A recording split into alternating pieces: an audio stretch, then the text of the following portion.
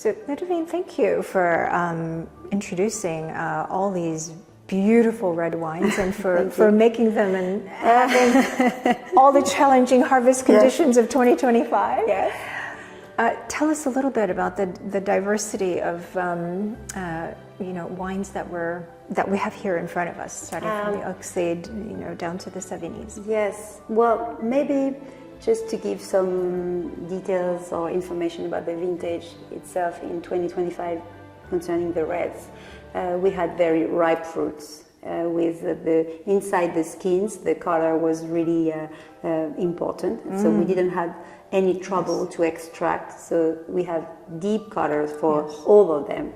And the very common thing that we have in terms of texture, we have some nuance, but we also have these kind of tannins always round. Then they can be more or less firm, they can be more or less integrated already, but at least for all of them, for this characteristic of the vintage, we both have concentration and elegance.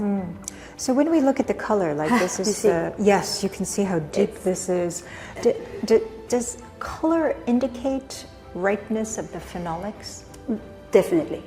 Definitely. Okay. It's that's why it's a little bit surprising, because we don't have that high level of alcohol. So normally when we have that kind of color, we also have something like over 13.5 to 14.5 degrees of alcohol.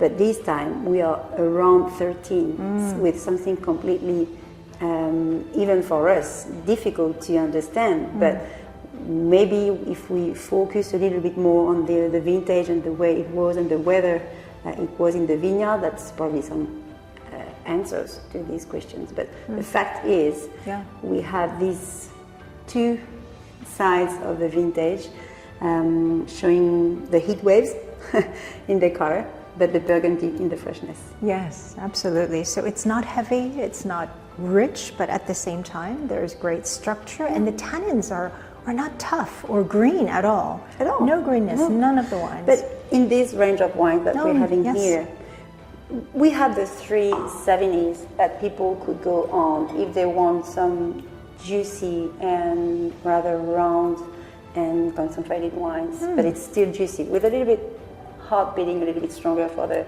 Premier Cru des Vergelès. Which I love as well. Did you? Yes, loved it. So that's good. And of course, talking about juicy and freshness, we can quote these two ones to maybe the elegance and the structure is lighter on those two ones to me. But easier to consume for early drinking. Probably. And, probably. Very of delicious. Course, we have the Océdurès here. As always, Jenny, we always taste the way we do today. Yes. Always stronger in tannins. They are a little bit more bodied. It needs more time. It needs more time. Yeah. But as always, I would say, because I think that's a kind of terroir which is always, let's say, stronger than the vintage. It's always tasting like this at this particular moment of the year. And then it can change, it will take time.